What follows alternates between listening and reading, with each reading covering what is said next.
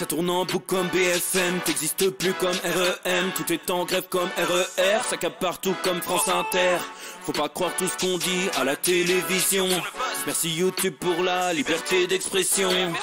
C'est la vérité absolue, de l'info et de l'actu. Si t'as un doute sur le contenu, check les sources ou le nombre de vues. C'est la vérité absolue, de l'info et de l'actu. Si t'as un doute sur le contenu, check les sources ou le nombre de vues. Calme-toi Dimitri, la force tranquille, ça tape dans le mille. De midi à minuit, t'es comme les mensonges comme des quilles. Depuis qu'il y a des séances publiques, je veux plus au cirque mais à l'hémicycle.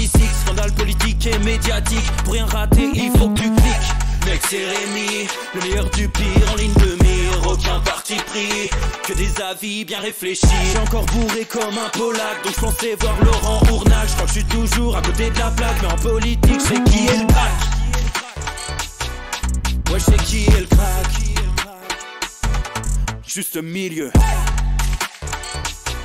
J'crois que j'sais qui est le crack. Salit des kilomètres de presse pour faire un résumé express. Ça charbonne comme un chinois avec la qualité d'un bavarois. On sera en retraite après notre mort, on sera bouffé par l'inflation. Dans le doute je vais voter Voldemort pour les prochaines élections. Passe de la country à la drill sans transition. C'est pas une bonne idée de me confier cette mission. Si t'aimes pas, dégoûte pas les autres. C'est pas moi qui le dis, moi je suis le roi des pauvres. Pour réfléchir, j'ai qu'un euro, non, moi je tomberai pas dans la fraude. Je le prononce Lichesmittel, comme Angela Merkel. Désolé, je fais ce que je peux, je trouve ma répartie chez Lidl. Des enquêtes exceptionnelles, pas de langue de bois et de l'humour. La revue, c'est juste mensuel, les vidéos, c'est juste tous les jours. Ouais, c'est juste tous les jours. Juste au milieu. Regarde ça tous les jours. Juste au milieu. Désolé pour mon manque de répartie. Je sais même pas ce que je débite.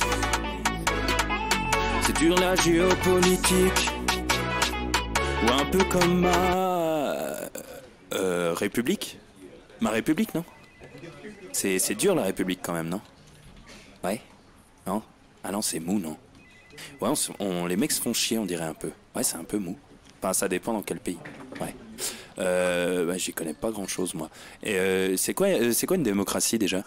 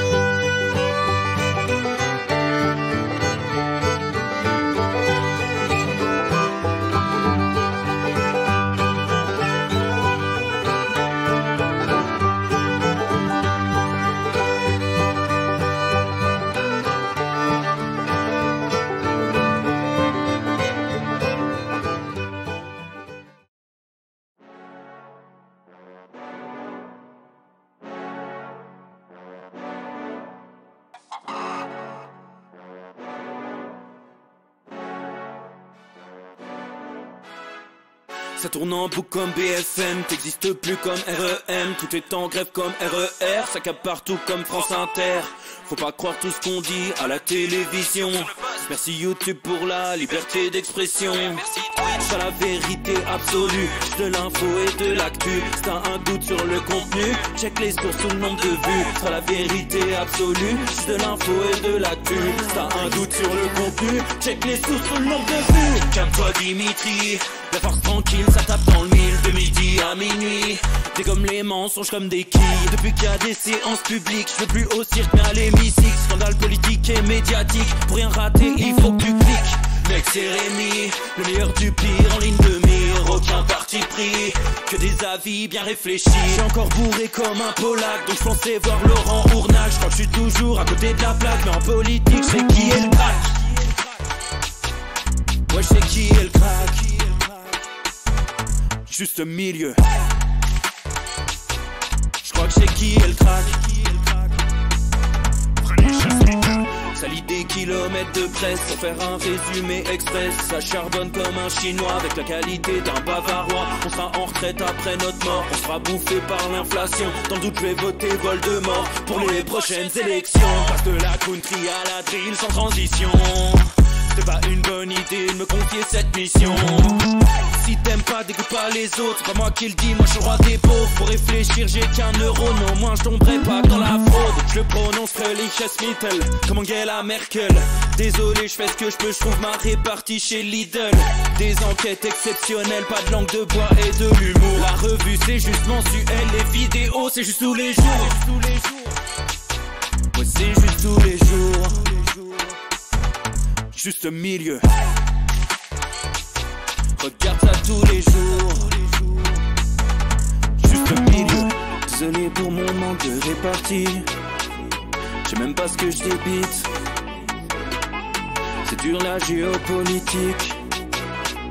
Ou un peu comme ma République. Ma République, non?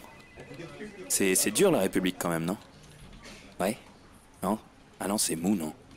Ouais, les mecs se font chier, on dirait un peu. Ouais, c'est un peu mou. Enfin, ça dépend dans quel pays. Ouais. Bah, j'y connais pas grand chose, moi. Et c'est quoi une démocratie déjà?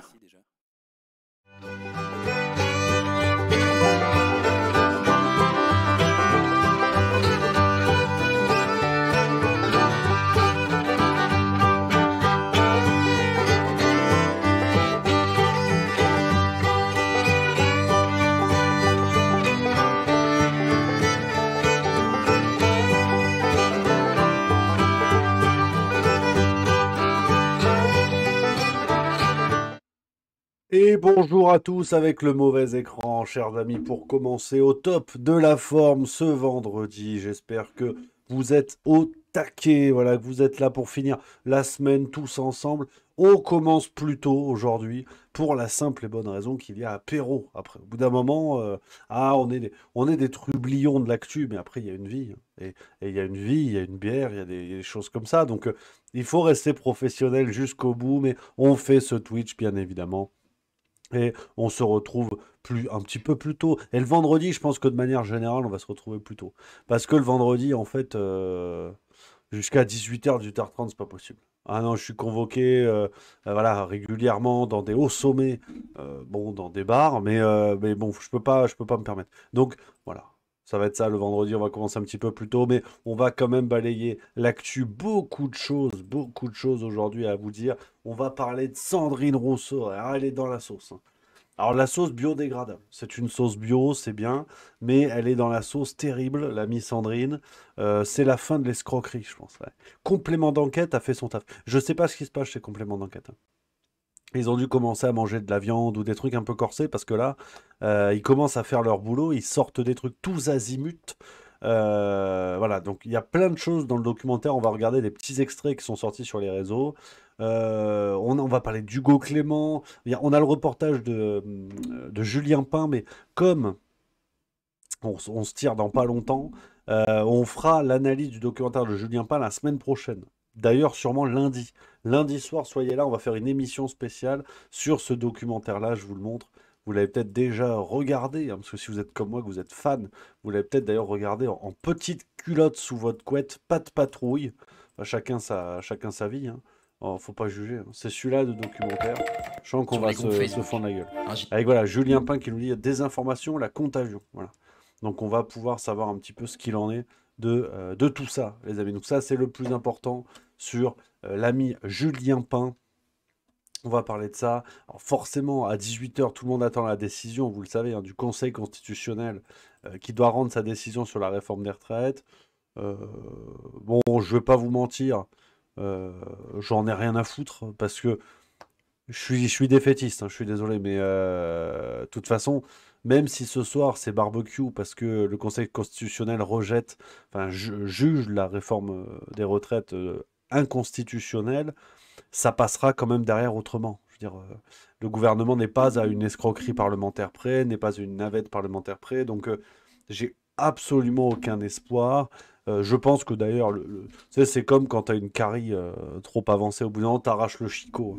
Ça sert à rien de faire semblant, et d'ailleurs, vous avez peut-être vu hein, les photos du Conseil constitutionnel sous haute protection. Enfin, voilà, on a basculé, ben, on va pas chialer tous les jours en se le disant. On a basculé dans un État autoritaire. Regardez, ça c'est une photo qui a été prise hier devant le Conseil constitutionnel. On est dans Astérix, quoi. On est dans Astérix.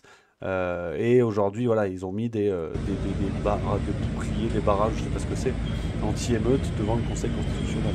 Donc, au bout d'un moment, effectivement, j'ai du mal à considérer que ce qu'on observe est ce qui s'observe normalement dans une démocratie où tout se passe bien, quand on sait voilà, que le Conseil constitutionnel est présidé par une ordure du genre de Laurent Fabius, au cœur du scandale du sang contaminé. Bon, derrière, c'est compliqué d'avoir de l'espoir. Donc, on a ça. On va tout de suite balayer. C'est vrai qu'il y a eu pas mal de sujets qui sont arrivés. Et notamment du côté du gouvernement, voilà, ils sont au top, franchement. Ah, tout le monde les adore. Tout le monde les adore. Salut à Kiwi Bio de Nouvelle-Zélande, qui, première fois dans le chat, qui dit bien le bonjour, brave populace. Salut à toi, cher ami. Que du plaisir. Que du plaisir. Regardez hein, donc la séquence de Elisabeth Borne qui ce matin était dans un supermarché en Eure-et-Loire, il me semble, parce que faut faire peuple. Parce qu'il faut faire peuple. Merci. Toine76, c'est le 14e mois, ça c'est beau. Elisabeth Borne s'est dit tiens, on va faire peuple, on va au supermarché. Sauf que ils ont tout mis en œuvre. Hein. Ils ont tout mis en œuvre. Ils se sont dit ouais, Matignon, le service de communication de la première ministre, n'a pas donné le lieu de sa visite jusqu'à quelques heures avant qu'elle déboule, donc histoire qu'il y ait le moins de monde possible qui soit prévenu. Et même là, regardez ce que ça a donné.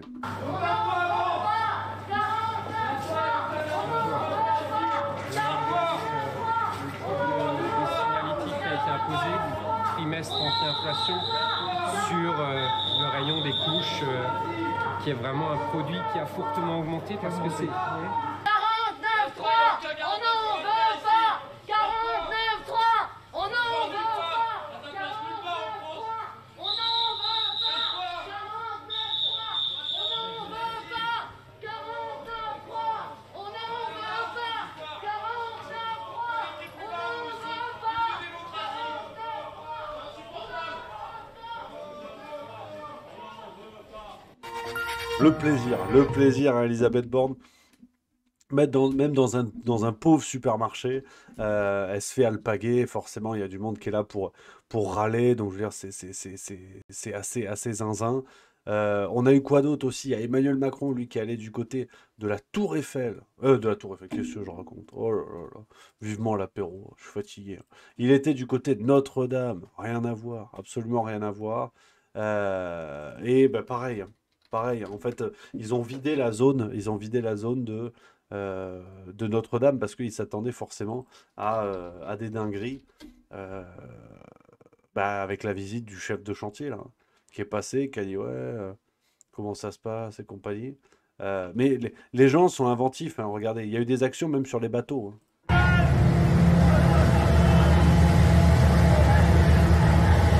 C'est là où tu commences à te rendre compte quand même que la mobilisation médiatique est tout à fait curieuse. Hein. Il y a un camion qui est passé, un camion de location avec une bâche ta réforme, on n'en veut pas, et Macron démissionne de l'autre côté. Les mecs sont inventifs. Hein. Et quand les médias n'en parlent pas, et tu te dis, bon, finalement, le mouvement est en train de se calmer, il n'y a plus grand-chose. En fait, c'est une tannée. Hein. C'est une tannée. Alors, je sais pas si on a... Ah, tu vois, c'est le camion qui s'est fait arrêter par la police, naturellement. On a eu quoi? Ah, tu vois, ça c'était. Alors ça, non, ça je ne sais pas ce que c'était. Voilà, la zone a été évacuée, ça c'était dedans, voilà. Connais-je entendu il y a 4 ans, quand on a dit qu'il faut le faire en 5 ans, mais c'est quand on fixe un cap avec une ambition qu'on fait bouger l'impossible. Et vous êtes tous en train de le faire. Je dis en train parce que je touche. Il faut qu'on y arrive. L'année devant nous ne sera pas plus simple, mais elle sera décisive. Mais vous pouvez être fier de ce que vous avez Merci, et on continue. déjà fait. Et on continue. Et transmettez-le à tous les compagnons. Voilà. Ne rien lâcher, c'est ma devise. Bruno. Ne rien lâcher, c'est ma devise, hein, qu'il a déclaré comme quoi, hein, d'un A à un E accent aigu, tu vois, ça tient à rien, ça tient à rien. Hein. Mais voilà, on sent que ça part en cacahuète. Et même à ce moment-là, donc il y a eu des mobilisations autour de la cathédrale de Notre-Dame. Donc c'est véritablement le bordel, ça pète de partout. Alors voilà, rendez-vous à 18h. On ne sera pas en direct pour le couvrir parce que j'ai franchement pas beaucoup d'espoir sur cette histoire-là. Est-ce que le Conseil constitutionnel, alors on s'attend, voilà, on parle aujourd'hui d'un possible coup de Laurent Fabius, parce que c'est vrai que c'est pas la grande entente entre lui et Emmanuel Macron, mais c'est dire où on en est, si vous voulez. Voilà, hein, voilà, regardez la gueule déjà des membres du Conseil constitutionnel. Hein. Tu te dis, bon, j'ai rien contre les personnes âgées, mais des gens qui vont décider de l'avenir de tout un pays alors que le leur est derrière eux, c'est quand même compliqué. Hein. Tu vois, au milieu, on a Jacqueline Gouraud, là, elle. Là. Jacqueline Gouraud, au départ, elle est prof d'histoire géo. Donc, elle a rien à voir avec la salade. Au-delà du fait qu'elle ferait un formidable couple avec Gérard Larcher, là, tu as une équipe, effectivement, tu vas pas aux Jeux Olympiques. Hein. Je peux te dire que... Ouais, il y a un côté House of Cards, mais à l'EHPAD de Mont-Soleil-Mines, tu vois. House of Crade, tu vois, il y a un truc pas ouf, mais... Bon, c'est comme ça. Hein. Alain Juppé, tu vois, qui est là aussi, tu sais pas, en fait. Et non, ces gens-là vont décider. Hein, donc, c'est pour ça. Est-ce qu'il va y avoir un coup de Fabius qui va montrer son mécontentement? Parce que, qu'on soit bien d'accord, hein, enfin, on sait déjà que cette réforme des retraites n'est pas constitutionnelle, dans la mesure où il y a eu tous les outils législatifs qui ont été utilisés, le fait d'intégrer la réforme dans un projet de loi de financement de la sécurité sociale et compagnie. Alors, en tant que tel, ça n'est pas interdit, mais l'accumulation de ce qui s'appelle les cavaliers législatifs, cette accumulation-là peut être jugée anticonstitutionnelle, et doit être, en vérité, devrait être. Je ne suis pas juriste, et on peut noyer ça sous des complexités, je veux dire, enfin sous des tonnes de complexité, il n'y a pas de problème, comme d'habitude d'ailleurs. Mais, dans un pays normal, dans une démocratie normale, en vérité, la question ne se pose même pas, et on a un gouvernement qui ne songe même pas à utiliser les finesses du droit du droit constitutionnel pour faire passer ces projets de loi, en sachant très bien que c'est à l'encontre de la volonté populaire. Donc c'est là où on en est aujourd'hui, c'est de se dire, est-ce que Laurent Fabius va, à cause de ses bisbilles personnelles avec Macron, faire un coup, alors que finalement l'intérêt des Français, là encore, ne prime pas. Même si la décision va dans le sens des manifestations, cette décision n'aura rien à voir avec l'intérêt des Français. Donc franchement, j'ai absolument aucun espoir. Cette réforme des retraites sera mise en place quoi qu'il arrive, sauf démission d'Emmanuel Macron. C'est pas que je veux pas, hein, mais là c'est compliqué. Donc, on a ça déjà. Et aujourd'hui, on continue. Alors, rendez-vous à 18h pour cette décision. On a quoi d'autre aujourd'hui? Alors, ça, je ne savais pas. C'est une grande découverte. C'est une grande découverte. Vous voyez qui c'est? Hugo Clément. Hugo Clément, donc, présentateur TV, je crois, au départ, qui a commencé chez Quotidien, si je dis pas de conneries. Puis après, qui a fait son petit bonhomme de chemin, journaliste, qui a fait ses petits trucs, il a écrit des bouquins, il a fait des trucs super. Et hier, il y avait le grand débat de Valeurs Actuelles, vous savez, le média Valeurs Actuelles, qui a organisé une grande scène, un grand Raoult, Raoult même tout court, avec des débats. Il y avait Manuel Valls, bon forcément, d'ailleurs je crois qu'il sera au 11e congrès des enculés artisans du Val-de-Marne. Dans 2 semaines, il y sera, il me semble. Donc voilà, bref, mais Manuel Valls, à la limite, on s'en fout.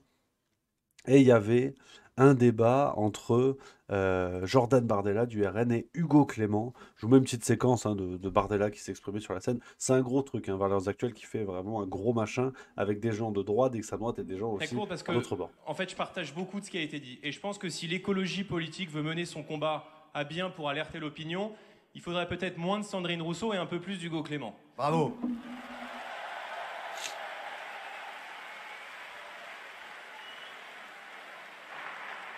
Parce que le problème aujourd'hui avec les tenants de l'écologie, c'est que la planète brûle, et je pense qu'on peut s'accorder sur le constat, et les écologistes, Madame Rousseau en tête, veulent émasculer les barbecues, parler de la théorie du genre, de l'antispécisme, faire de l'agribashing, et je pense que c'est nocif à l'écologie.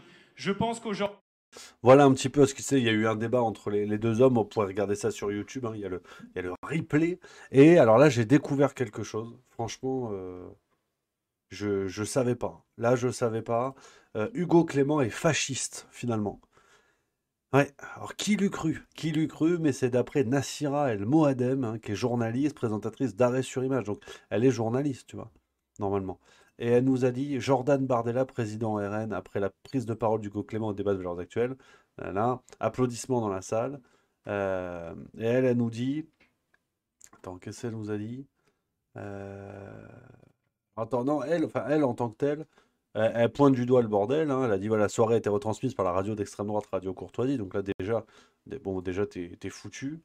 Et en fait, il y a des copains à elle, hein, qui ont réagi, notamment Pierre 2.0, par exemple, lui aussi qui est journaliste, hein, formé à l'école de Lille, donc journalisme avec cette maîtrise, hein, de la nuance et tout ça. Et lui, il a dit, finir adoubé par l'extrême droite à une soirée organisée avec les petites mains des identitaires, sous prétexte de filer des sous à l'assaut d'une personnalité qui ne cache plus ses inclinaisons racistes depuis longtemps, sacré bilan. Ouais. Et donc voilà, maintenant il lui tombe un peu sur la gueule. Voilà, ils ont dit attention, ils ont dit là maintenant on y est. Et c'est vrai que moi j'ignorais, tu vois. Et forcément Hugo Clément il a répondu parce il a pris une tonne de merde sur la tronche. Et tu vois, il a dit en quoi confronter ces arguments avec Jordan Bardella est-il nuisible à la cause environnementale? Ouais, je suis d'accord. Je suis d'accord. Mais, tu vois, là, c'est compliqué, en fait. Là, c'est compliqué. Et voilà. Donc, il est en train de devenir fasciste, hein, gentiment. Ça y est, il a pris sa carte dans le club. Alors, c'est de plus en plus large, hein, parce que c'est vrai qu'Hugo Clément, personnellement, je l'aime pas trop, mais à la limite, on s'en fout, c'est que mon avis, hein. Mais si lui, il est fasciste, à mon avis, mon postier, c'est Hitler, hein. Parce qu'une fois, il m'a dit bonjour, mais il y avait un truc qui devait être alsacien ou quelque chose, limite, tu vois, vraiment très très limite. Donc voilà, personnellement, je trouve plutôt que c'est un petit peu une petite imposture médiatique, Hugo Clément. Enfin, c'est un personnage fabriqué de toutes pièces, mais à la limite, il fait son beurre, il fait son truc, puis c'est bon pour l'écologie, c'est très bien, il y a pas de souci. À la limite, mon avis, on s'en fout. Mais c'est fou de voir que des gens qui se proclament antifascistes procèdent avec les mêmes méthodes, hein, de nomination, enfin comment dire, de déshonneur par association, hein. Il y a Miss Deans qui le dit dans le chat, c'est absolument ça. Déshonneur par association. C'est-à-dire que tu parles à un fasciste, enfin d'ailleurs tu parles à un supposé fasciste, que Bardella, un fasciste qui va applaudir Zelensky à Bruxelles, ça en fait beaucoup des fascistes dans la capitale belge, donc il faut faire attention, tu vois. Donc, admettons, tu parles à un fasciste, tu deviens fasciste par ricochet. Alors c'est vrai que, bon, moi hier, j'ai parlé avec un chat. Bon, miaou, toi aussi miaou, ouais, tout le monde miaou. Aujourd'hui, je me suis pas léché le trou du cul, tu vois. Je suis pas devenu un chat. Non mais j'ai pas de griffes, toujours pas. Je miaule pas. J'ai bouffé une soupe à midi, donc j'étais même pas sur de la croquette. Tu vois. Mais c'est là où il faut faire attention parce que les antifascistes, sincèrement, euh, sont en train d'appliquer les mêmes méthodes et au bout d'un moment, si on se met à leur niveau intellectuel, enfin leur niveau politique intellectuel, c'est-à-dire à épingler n'importe qui vient parler avec n'importe qui, ça va être le paysage politique, ça va être sympa, hein. D'un côté, tu auras Moscou, Berlin et le bien. Et le bien. Mais le bien, c'est pas grand monde parce que moi, le bien, je pensais que par exemple, tu avais Sandrine Rousseau, ça n'a pas l'air d'être le bien. Ah, par contre, tu peux sauver des bébés chats et te comporter comme une connasse, tu vois. Mais sur le plan politique, tu vois, comme je dirais un connard, tu vois, c'est l'égalité femmes-hommes, hein. Pour moi, il y a des connards et des connasses en politique. Je suis même prêt à l'écrire en écriture inclusive, sincèrement, par respect pour l'égalité. Ah oui, non, non, non, attention. Ah oui, parce que c'est le gros morceau de la vidéo, vous l'aurez deviné. Ah là, on est bien. Là, on est très très bien. On a totalement complément d'enquête qui a fait son boulot sur Sandrine Rousseau et qui nous a sorti des belles pépitas. Ah ouais, je vais vous montrer des petites séquences du reportage. Il y a des belles pépitas et notamment vous vous rappelez de cette histoire. Euh, où Sandrine Rousseau avait accusé Éric Piolle de l'avoir bousculé. Complément d'enquête revient dessus. Ça dure 3 minutes, vous allez voir. C'est à se lécher les babines. À quelques journalistes, dont moi, qu'elle a été bousculée lors d'un attroupement avec des journalistes par Éric Piolle. Et elle nous dit que c'était très violent. Un candidat violent avec sa rivale ? Très vite, la presse s'empare de l'histoire. D'autant que la version de Sandrine Rousseau va être rapidement mise en doute.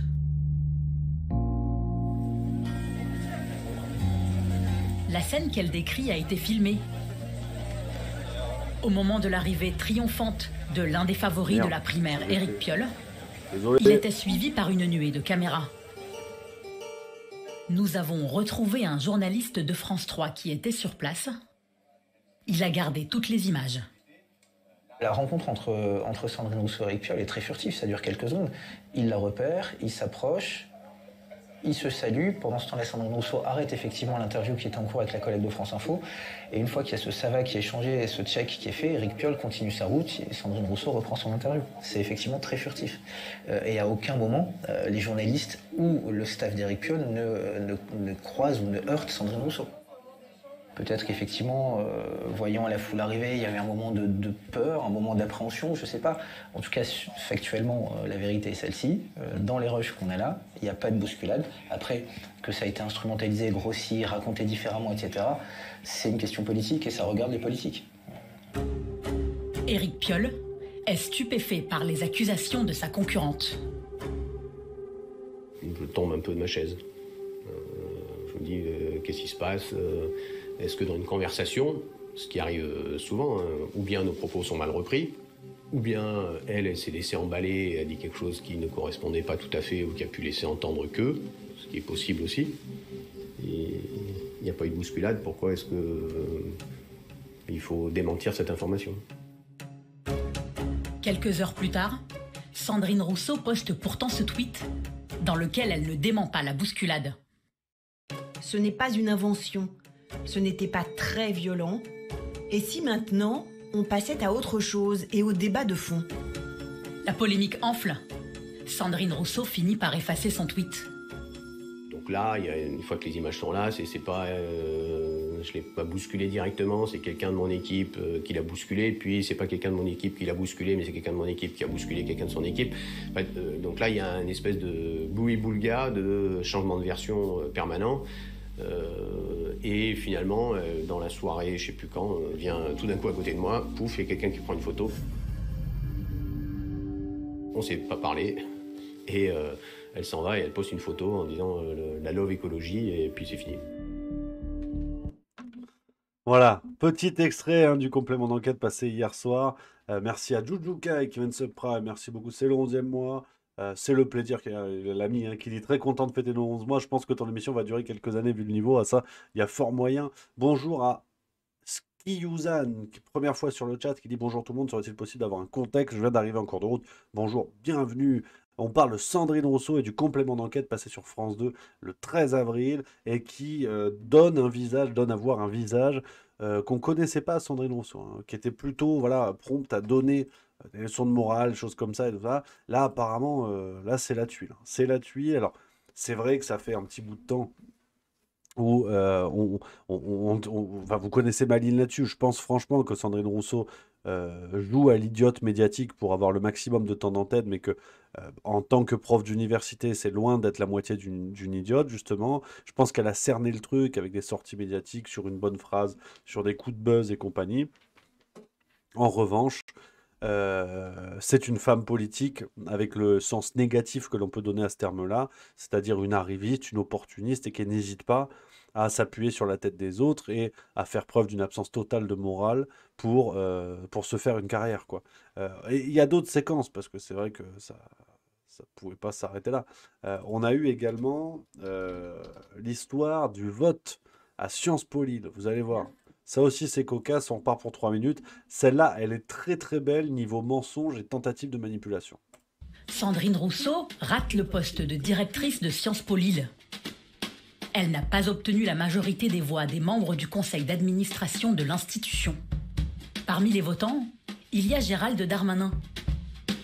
Pour la féministe, pas de doute, il aurait non seulement voté contre elle, mais aussi influencé les autres administrateurs. J'ai au moins une preuve qu'il a envoyé des messages disant qu'il fallait voter contre moi. Il a envoyé des messages à qui? Celle dont j'ai la preuve, c'est la directrice de l'IRA, oui. Qui siège au conseil d'administration de Sciences Po Lyon? Et qu'est-ce qu'il y a dans... Elle a reçu un SMS ou un message, je crois que c'était un SMS, de la part de Gérald Darmanin, lui disant que... lui rappelant le lien hiérarchique qu'il y avait et qu'elle ne pouvait pas être libre de son vote, par exemple. Vous avez vu ce message? Elle me l'a lu au téléphone. Elle vous l'a lu au téléphone? D'accord. Je n'ai jamais reçu de SMS de M. Darmanin à aucun moment. Au téléphone, l'ancienne directrice de l'IRA, l'Institut régional d'administration. Elle conteste la version de Sandrine Rousseau. Je pense que Sandrine Rousseau imagine quelque chose que je n'ai ni dit ni reçu. Je suis formelle là-dessus. Lors d'un appel téléphonique, son supérieur hiérarchique lui a tout de même glissé que la féministe n'était pas la candidate de l'administration. Il ne m'a pas dit, le ministre m'a dit de vous dire. Ça, non. D'ailleurs, il n'a même pas évoqué le nom de M. Darmanin dans notre conversation. Vous avez voté pour là, j'ai voté pour Sandrine Rousseau. Sandrine Rousseau aurait-elle surinterprété cette histoire? En tout cas, contrairement à ce qu'elle semble croire, cette voix ne lui a pas fait défaut. S'ils se sentent gênés par une prise de parole, alors à un moment donné, ils vont tout faire pour vous barrer la route. Et ils vont tout faire pour faire en sorte... Anne Bazin a elle aussi participé au vote. D'après elle, il n'y aurait eu aucune pression pour évincer Sandrine Rousseau. Je me sens insultée en tant que membre élu de ce conseil d'administration, où on suggère que notre vote aurait été influencé, aurait été imposé, aurait été dirigé par des personnes, membres effectivement du conseil d'administration. Gérald Darmanin. Gérald Darmanin en l'occurrence. Donc voilà, je trouve que c'est assez irrespectueux. Selon elle, le meilleur candidat a tout simplement gagné. Et manifestement, ce n'était pas Sandrine Rousseau, largement défaite. 8 voix contre 21 pour son concurrent. Oh la branlée. Contacté, le cabinet du ministre réfute toute intervention lors du vote. Oui, alors bon, ça, contacter le bureau de Gérald Darmanin, c'est sûr que c'est peut-être pas la meilleure idée pour avoir des éléments de preuve, mais bon. Et on a encore un autre élément que je voulais vous montrer qui est complètement dingue aussi. Où on va, ils vont chercher carrément. Alors il y en a deux encore. Il y a l'histoire de son appartement. Vous allez voir, je vais vous montrer un truc comme ça. Enfin, c'est dingue. Franchement, c'est dingue. Il y a d'autres séquences. Alors, est-ce qu'ils ont mis des extraits? Nanana. Ça, on l'a vu. C'est la bousculade. C'est quoi l'histoire d'appartement? On va le retrouver. On va faire les recherches parce qu'on est pas mal. On est malin en fait. On est malin. Vous allez voir. Et il y a aussi un truc sur son enfance, complément d'enquête, et aller jusqu'à interroger son père.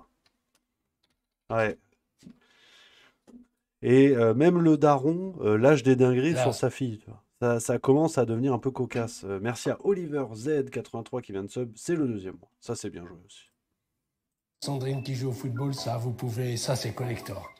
Parce que Sandrine qui joue au football, ça a dû lui arriver une seule fois dans sa vie, c'est ce jour-là. C'est l'enfant sérieuse, c'est l'enfant qui rentre et qui fait immédiatement ses devoirs. Il faut même la rappeler pour qu'elle vienne dîner. Parent, inspecteur des impôts, engagée à gauche, elle reçoit l'éducation classique des petites filles des années 70. Elle grandit avec un frère et 2 cousins. Est-ce que vous avez l'impression qu'elle a pu se sentir traitée différemment parce qu'elle était une fille? Alors, c'est possible. Mais je n'en ai jamais eu conscience. Elle va peut-être m'entendre dire quelque chose qui ne lui plaît pas, mais non. On a tout fait pour que justement ça ne soit pas le cas, mais peut-être qu'on n'a pas très bien fait. N'empêche que elle ne nous l'a pas fait ressentir au moment où elle l'a vécu, si elle l'a vécu. Entre le père et la fille, l'histoire ne se raconte pas de la même façon.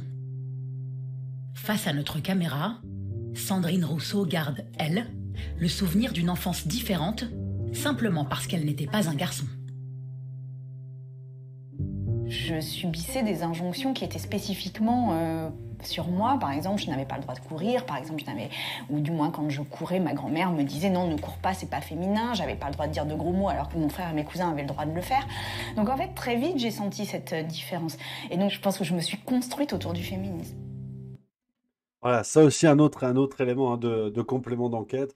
Donc, voilà, on est sur tout ça. Alors, est-ce que... Enfin, comment dire? Effectivement, ce qui est intéressant, c'est qu'il y a clairement une volonté de la flinguer politiquement, qu'on soit bien d'accord. Elle a été portée de partout dans les médias. On a construit le personnage Rousseau pour aujourd'hui enfin, la désosser. Hein. C'est un peu l'idée du reportage. Alors, même si, voilà, là encore, faut le mettre en contraste avec les autres affaires dans le monde politique, on n'est pas sur du très très grave, on est sur une arriviste, une opportuniste qui use et abuse de la cause qu'elle défend pour se mettre en avant et qui n'hésite pas par moments à mentir, à s'arranger avec la réalité et compagnie. Bon, hein, c'est comme compter les gens qui ont des protèges tibia dans un club de foot. C'est pas monstrueux, tu vois, c'est pas monstrueux. Donc, on est un petit peu là-dessus. Alors, il y a Drazar35 qui dit le niveau de condescendance sur ce chat, c'est balèze, bravo à vous. Attention. Ça, attention, c'est pas l'esprit de Juste Bistrot, c'est la bonne ambiance. Qu'est-ce qui se passe, mon Drazar35? Qu'est-ce qu'il y a? Au niveau de quoi, condescendance? Dis-nous, parce que, attention, sinon moi je peux sévir. Hein. Si y a la condescendance, ça va pas. Hein. Et alors, il y a qui dit, effectivement, Mytho XXL, oui, apparemment, c'est complément d'enquête. Hein. C'est pas au niveau de Julien Pain, mais bon, n'est pas Jésus qui veut non plus. Donc voilà, maintenant, est-ce que Julien Pain va débunker ses collègues? Ça, je ne sais pas. Ça, je ne sais pas, mais on verra. Merci à Chantal Desnos qui vient de subser le deuxième mois, merci beaucoup. Donc c'est vrai que c'est... Voilà, ce qu'on peut retenir, c'est que ça formalise, on va dire, ça formalise ce qu'on pouvait déjà penser, quoi. Ce qu'on pouvait déjà penser, ce qu'on pouvait deviner de ces personnages médiatiques qui, s'ils se mettent autant en avant, ça n'est pas pour rien, quoi. Ce sont pas des travailleurs de l'ombre, ce sont pas des gens convaincus qui vont à l'inverse fuir les caméras pour travailler, pour bosser, pour bûcher. Au contraire, quoi. Au contraire, on est sur des gens qui cherchent avant tout la lumière et dont le boss du jeu vidéo en la matière, c'est un Manuel Valls, par exemple, quoi. Prêt à tous les renoncements, prêt à tous les retournements de veste pour en arriver là et pour arriver où il veut. Donc, Manuel Valls, demain, honnêtement, le pouvoir bascule en France. Il y a un parti communiste ou nazi qui arrive au pouvoir. Manuel Valls, il se fait tatouer le portrait d'Hitler sur le cul. Hein. J'ai très peu de doutes là-dessus. Hein. On a un niveau d'arrivisme, c'est vrai, qui est bluffant. Alors, je reprends le message de Drazar parce que c'est bien qu'on discute, voilà, qu'on soit pas d'accord, c'est aussi le but du jeu. Hein. Drazar35 qui nous dit après, c'est peut-être normal pour vous la misogynie, il faut voir un. Alors là, aïe, là, tu es long. Alors, merci à Primeville qui vient de se premier. Hein. Là, attention, Drazar35, mais tu vois, c'est important qu'on puisse papoter, on n'est pas d'accord et tout ça. Par contre, les grands mots, je suis pas d'accord. Enfin, je suis pas d'accord, tout le monde dit ce qu'il veut, bien évidemment, mais misogynie, c'est un peu dur quand même, parce que... Enfin, c'est pas le sujet, en fait. Enfin, on peut parler de femmes en politique sans être misophile ou misogyne ou quoi que ce soit, c'est pas le sujet. Et d'ailleurs, quand on critique des hommes politiques, c'est pas par détestation du sexe masculin, en fait. Enfin, si tant est qu'il y a des sexes, après ça, je ne sais pas où on en est dans la discussion, mais voilà, c'est pas de la misogynie, alors je ne sais pas comment on dit, je t'avoue, mais c'est pas du tout le sujet. On parle de Sandrine Rousseau, la personne politique, en fait. La personnalité politique. Donc ça n'a rien à voir avec ce qu'elle a dans le slibard. Manuel Valls, c'est un salaud politique. Je pense que Sandrine Rousseau, d'après ce documentaire, peut-être que ce sera débunké, hein, il y a des comportements de salaude politique. Ah, c'est le féminin. Donc non, moi c'est là où ça m'embête un petit peu, parce que si critiquer une femme politique, c'est de la misogynie, dans ce cas-là, pourquoi on critique autant Marine Le Pen? C'est toujours le hic, en fait. Alors, manque de bol, c'est vrai que les femmes qui ont percé en politique jusqu'à présent, qui ont vraiment percé, qui sont arrivées à la tête des États, enfin, celle qui a percé, c'est une femme, et c'est à l'extrême droite, souvent, tu vois. On a Marine Le Pen en France et Giorgia Meloni en Italie, entre autres, hein. Mais quand on dit du mal de Giorgia Meloni, là, par contre, quand on dit elle est fasciste et tout, là, j'entends pas, c'est de la misogynie, par contre. C'est pour ça que j'ai du mal avec cet argument, parce qu'il s'applique quand on défend des femmes du bon camp. Pourtant, on peut détester Giorgia Meloni, et à juste titre, si on n'est pas d'accord politiquement, Marine Le Pen pareil, on peut les détester, mais c'est quand même une victoire féministe qu'elle soit arrivée au pouvoir, enfin que Giorgia Meloni soit arrivée au pouvoir en l'occurrence. Marine Le Pen, elle est arrivée au... À mon avis, elle finira par gérer la SPA et Hénin-Beaumont, mais l'Élysée, on n'est pas sûr. Mais Giorgia Meloni, c'est intéressant parce que là, j'ai entendu aucune féministe venir la défendre. Quand on disait qu'elle était fasciste, qu'elle était hystérique. On a vu plein de trucs comme ça qu'elle était hystérique. Moi, j'ai du mal. Alors, Drazar35, qui dit si, bien sûr que c'est le sujet en l'occurrence. Quand sur le chat, des gens sont misogynes, ils le sont. J'ai pas dit par contre que toi, Rémi, tu l'étais. Oui, non, mais merci. Déjà, merci. Mais c'est important parce que je suis d'accord avec toi. Cette question, il faut la poser. Est-ce que critiquer une femme politique, c'est de la misogynie? C'est pour ça que je prends tout à fait le point pour en papoter, hein. Mais moi, disons que je considérerais l'argument à partir du moment où on le sortira pour toutes les femmes qui sont en politique. Par exemple, quand on a eu Sanna Marin en Finlande, il y avait des vidéos qui avaient fuité où elle faisait la fête et tout ça. Là, effectivement, je pense que on peut parler. Et pourtant, vous savez que c'est pas le genre de la maison d'utiliser ces termes-là à tire-larigot.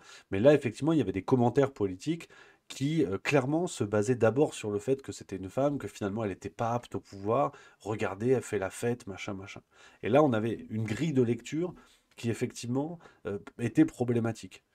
Par contre, sur Sandrine Rousseau, si je vous dis que c'est une pompe à vélo, c'est une pompe à vélo. Enfin, je le pense sincèrement, indépendamment de ce qu'elle est, enfin, du sexe qu'elle a ou du genre qu'elle a. Je sais pas, elle choisit grille de lecture là aussi. Mais bon, et puis cet argument, comme je le disais, s'arrête à partir du moment où les femmes ne sont pas dans le bon camp. Ça m'embête un petit peu par contre. Ça m'embête franchement un petit peu, tu vois. Giorgia Meloni, personne ne parle de misogynie, personne. Et c'est là où il y a un peu l'hypocrisie du truc, quoi, qui m'embête un petit peu, je vous l'avoue, tu vois. Marine Le Pen, c'est pareil. Les féministes, aucune n'a applaudi pour dire, ouais, il y a une femme au second tour. Alors, ok, on la combat politiquement et on la déteste, mais voilà. Tu vois, Marlène Schiappa se comporte comme une connasse politique, je le dis, tu vois, et ça n'a rien à voir. Darmanin, pareil, égalité femmes-hommes, tu vois. J'ai aucun problème avec ça. Et ça n'a rien à voir, quoi. Parce que justement, les personnalités politiques se mesurent entre elles, se mesurent pas à la lumière de homme ou femme, quoi. C'est ça qui me... Mais c'est important de papoter, hein. Moi, je trouve ça bien, hein. Je trouve ça bien, voilà. Donc, on verra un petit peu ce que ça va donner. On verra ce que ça va donner, les suites de ça. Ça n'a pas l'air de l'avoir chatouillé tant que ça, hein, Sandrine Rousseau, parce que elle a tweeté dans la foulée. Et elle a dit, hein, alors bon, ça en dit long sur la perception de la dame, hein. Elle a dit, avis aux amis journalistes, je n'accepterai plus de répondre à aucun portrait ou interview qui n'aborde pas la stratégie politique que je mène et le fond des combats que je porte.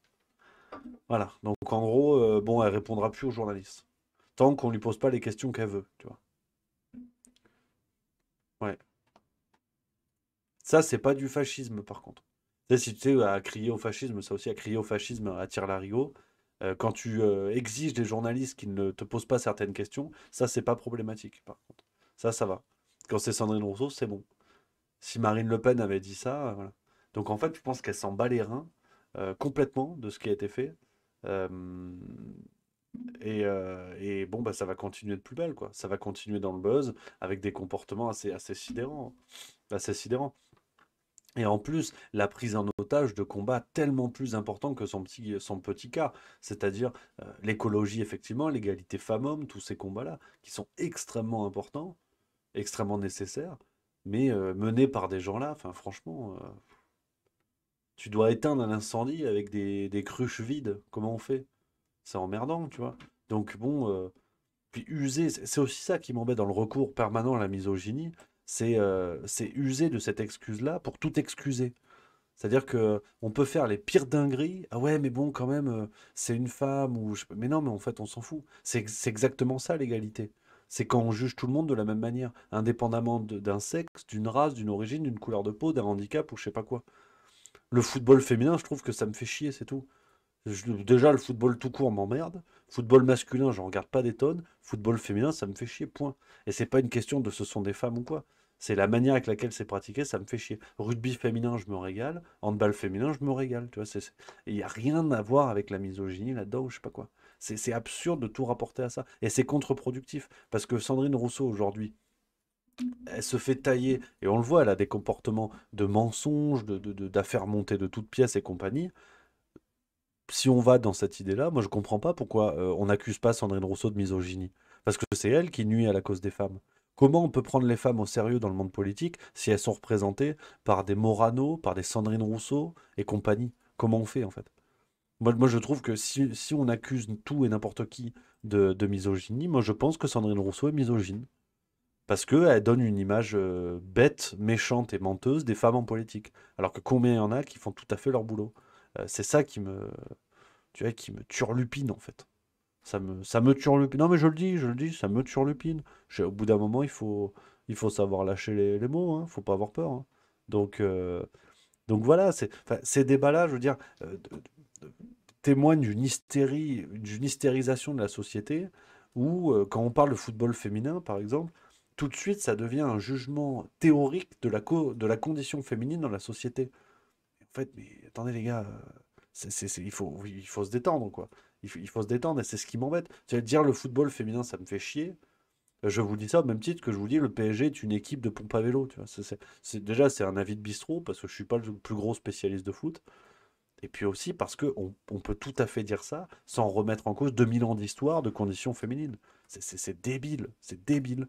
Et aujourd'hui, quand on voit les fers de lance de la défense des femmes en politique, quand on voit Marlène Schiappa, Sandrine Rousseau, Nadine Morano, Roselyne Bachelot, ben moi j'aimerais bien que ces gens-là, on s'interroge sur leur misogynie. Quelle image ça donne des femmes en politique? Et ce qui est intéressant, c'est qu'elle donne la preuve parfaite que selon que vous ayez une zizette ou un zizi, vous pouvez tout à fait faire de la merde dans les mêmes dimensions. L'affaire du fonds Marianne qui touche aujourd'hui Marlène Schiappa n'a rien à envier à pas mal d'affaires de ses collègues escrocs du gouvernement. Donc c'est ça l'égalité homme-femme. Et c'est là où peut-être Marlène Schiappa a réussi sa mission. C'est qu'elle nous a montré que la femme est un connard comme les autres.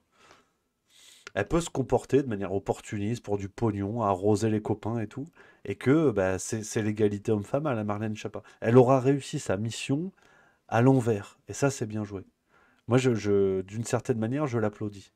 Je l'applaudis sur ça. Donc, voilà un petit peu sur cette affaire-là, les amis, ce qu'on peut se dire. Ce qu'on peut se dire sur ça. Moi, ça me plaît bien. Ça me plaît bien. On a beaucoup de choses qui se passent, franchement.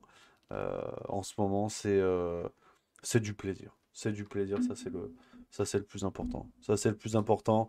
Et puis, pareil, alors, dans la même veine, je vous en parle un peu parce que c'est un sujet qui m'intéresse, mais paniquez pas ceux qui n'aiment pas le foot. Vous inquiétez pas, c'est pas vraiment du foot, mais là en ce moment c'est l'entraîneur du PSG, Christophe Galtier, qui se fait chatouiller. Tant qu'on est dans la catégorie de des accusations fastoches et des distributeurs de morale comme ça qui t'expliquent plein de trucs. On a Christophe Galtier, alors, qui est l'ancien entraîneur de Lille, de Nice, que plutôt un entraîneur sympa, donc a fait les belles perfs et compagnie. Bon là, c'est un peu chaud au PSG parce que pour entraîner son équipe de majorette, ils étaient pas contents, ils n'ont pas couru, ils se sont pris des branlés en Ligue des Champions, forcément. Ils se sont fait éliminer par, vous voyez, de Saint-Étienne aussi, Marie, j'ai oublié, ça va, on va pas faire son CV. Je parlais des clubs majeurs. Non, je déconne. Et le gars, bon... Voilà, ils se sont fait défoncer en Ligue des Champions par le Bayern de Munich qui derrière a pris 3-0 en match aller contre Manchester City. Bon bref, donc les performances sont pas dingues et c'est vrai que le gars est arrivé en début de saison. Alors le PSG nous a fait pareil. Alors, je vous raconte un petit peu. Ceux qui en ont rien à foutre du foot, c'est rigolo quand même, vous inquiétez pas. C'est le PSG, donc c'est drôle quand même. C'est toujours pareil en fait. La chronologie du PSG, c'est tu commences ta saison, nouvel entraîneur, ok. Nouveau recrutement, alors ils prennent n'importe qui. Le pape François, Sangoku, Harry Potter, tout le monde. Là, cette année, ils avaient Messi, Neymar, Mbappé.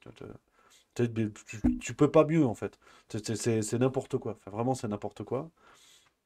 Ensuite, il y a les matchs de préparation, puis les premiers matchs de la saison, ils défoncent tout le monde. Donc là, on dit ça y est, c'est bon, ils vont gagner avec des champions. Ils sortent de poule en Ligue des Champions, huitième de finale, ils se font bouger. Des fois, ils sortent même dès les huitièmes. Sinon, quart de finale, ils se font déchirer. Crise dans le club. On recommence, nouvel entraîneur et ainsi de suite. Tu vois. Bon, bref. Et là, cette année, c'était Christophe Galtier. Et ils t'ont dit, c'est bon, ils vont gagner même la Coupe du Monde. Tu dis, oui, mais Coupe du Monde, c'est les pays. Non, non, mais c'est le Qatar qui a le PSG. Donc, s'ils veulent, ils peuvent le faire. Et ce qui est génial, c'est. Là, il y a une affaire de racisme. Pour ça, on revient un petit peu à ce que je vous disais sur les accusations fastoches. Christophe Galtier, il y a un ancien gars qui bossait avec lui du côté de Nice. Ils n'ont jamais été méga copains apparemment. Et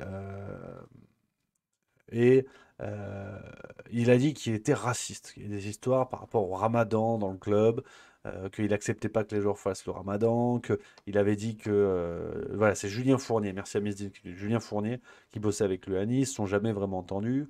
L'autre, un mail a été révélé, donc un mail qui était envoyé au proprio de Nice à l'époque. C'est notamment Romain Molina qui a révélé ça, qu'on embrasse, qu'on salue Romain, bien sûr. Et patatras, donc c'est révélé, comme quoi il aurait dit des trucs racistes, je sais pas quoi. Et là, raciste. Tous les journaux ont titré, c'est comme ce que je vous disais sur la misogynie, c'est-à-dire que ça part de but en blanc, ça sort et puis tu mets un mot, le gars est foutu derrière. Alors je vous dis pas que c'est vrai, c'est pas vrai, j'en sais rien. Moi j'ai arrêté le foot en CM2, j'étais nul. Donc quand on t'appelle pour faire ballon, c'est que t'es pas le meilleur. Et bon, j'étais nul. Et donc le foot, je suis pas un zinzin, mais je trouve ça intéressant sur le plan sociétal et médiatique, quoi. Là, Galtier, il est cuitos. À mon avis, il est cuitos les bananas. C'est-à-dire qu'à partir du moment où tu prends de telles accusations sur la gueule, derrière, tu vas ramer. Hein. Donc, tu te fais salir avec forcément les médias qui en font des tonnes, alors que tout le monde se base sur la preuve d'un même mail et de quelques bruits de couloir à droite, à gauche et compagnie. Et ce qui est fou, c'est... Bon, alors le timing, moi, à titre perso, je vous ai raconté le truc sur le PSG parce que, à titre perso, je pense que de toute façon, ils voulaient le dégager. Donc là, ça donne un élément parfait où ils virent leur entraîneur et le PSG ne passe pas pour des cons à changer d'entraîneur chaque année pour des performances médiocres sur la scène européenne. Moi, je pense sincèrement que le timing est intéressant. Après, je vous dis pas que c'est fait exprès, qu'on soit bien d'accord, mais le timing est très intéressant. Et puis, c'est surtout que, voilà, ça, médiatiquement, et c'est là-dessus que je voulais venir, médiatiquement, c'est fou de voir que la mécanique est tout le temps la même. Quand tu veux descendre quelqu'un, que tu es son opposant, ou tu es quelqu'un qui gravite autour de lui, qui lui en veut un petit peu, et ben, hop, tu sors un mot, tu sors une qualification, et le tribunal médiatique se met en branle, et ça devient n'importe quoi. Donc, voilà un petit peu. Il y a eu des perquisitions d'ailleurs au club de Nice aujourd'hui. On verra ce que ça va donner. Peut-être que c'est encore plus grave que prévu et qu'il y a de vraies déclarations, de vrais comportements. J'en sais rien, mais pour l'instant, avec les éléments qu'on a, enfin que la justice a, d'ailleurs, moi je ne sais pas. Bon, enfin, on est un peu sur une énième mobilisation de la mécanique, enfin de la machinerie médiatique sur ce genre d'affaires. On verra un petit peu, voilà un petit peu ce qu'on pouvait dire là-dessus, les amis. Et puis, le pire, et là, il y en a qui vont... Ah, ça va être grognon. Il y en a qui vont pas être contents, mais là, je vais y aller, en fait. Là, c'est fini, là. Là, c'est bientôt fini, parce qu'il y a apéro, je vous l'ai dit. Le vendredi, en fait, on va finir plus tôt. On va... Quoi? On va changer un petit peu le planning. Ce sera tout le temps 16h45, vous inquiétez pas. Mais le vendredi, on va commencer à 15h30, je pense. Ou 16h, tu vois. Parce que comme ça, on est plutôt à l'apéro. Ça s'appelle le Juste Bistrot à un moment donné. Hein. Donc, il faut qu'on tienne la promesse. Parce que sinon, tu finis au gouvernement hein, avec de telles promesses non tenues. Donc, faut être prudent. Hein. Donc, voilà un petit peu les copains. Voilà, le vendredi maintenant, ça va être ça va être un petit peu plus léger. Alors, on me dit, tu t'en vas grognon, pas du tout, au contraire. Une bonne semaine de boulot, les amis. J'espère que vous êtes régalés. On a encore passé une belle semaine. Il y a plein de choses qui arrivent. Je peux vous dire, là, ce soir, c'est l'extrait sur François Hollande qui est sur YouTube. Dimanche, c'est ça discute avec Florian Philippot, les amis. Voilà, ça va être chouette. Hein. Ça va être chouette comme tout. 1 heure d'échange à bâton rompu. On a fini aujourd'hui le numéro 2 du banquet pour nos amis abonnés. Ça va être complètement fou. Numéro zinzin, 68 pages. On vous avait dit 60 minimum, mais en fait, on est à plus. Ah bah oui, parce qu'il y a plein de gens dedans. Il y en a des nouveaux qui arrivent. On va parler d'un certain Rémitel. Je peux pas en dire plus pour l'instant. Mais non, mais c'est n'importe quoi. C'est complètement fou. Merci à Gini1 qui vient de se... Bah, tes souhaits à toi en coulisses. Donc voilà, c'est du plaisir les amis, une bonne semaine, je peux vous dire que on envoie du gros bois, on chôme pas, il y a plein de belles choses qui arrivent pour vous les copains, ça va être complètement zinzin, donc on se quitte là-dessus après une jolie semaine les amis, direction le bistrot, je vous embrasse, merci à vous d'être toujours plus nombreux, toujours plus chaud, toujours plus bouillant, c'est ce qu'on aime, je vous donne rendez-vous lundi, plein gaz, on se fait encore une grosse semaine. Je vous embrasse. Et puis, en plus, attends, là on arrive avec des événements sympas parce que, attends, la farce tranquille, déjà ça tape dans le 1000. Et en plus, ça c'est oui, on arrive au 100e épisode bientôt. C'est quand? Là c'est 97, donc 98 la semaine prochaine. 99, ce sera la semaine de mon anniversaire en plus. Hey, 28 avril, ça va être la fête, tous à poil, ça va être génial. Et puis 100e épisode, on va essayer de faire un truc. Donc voilà, il y a que de la folie qui arrive, je vous le dis. Donc les copains, je vous salue, je vous embrasse tendrement. Passez un excellent week-end, profitez bien, vive la rigolade et vive la France. Voilà.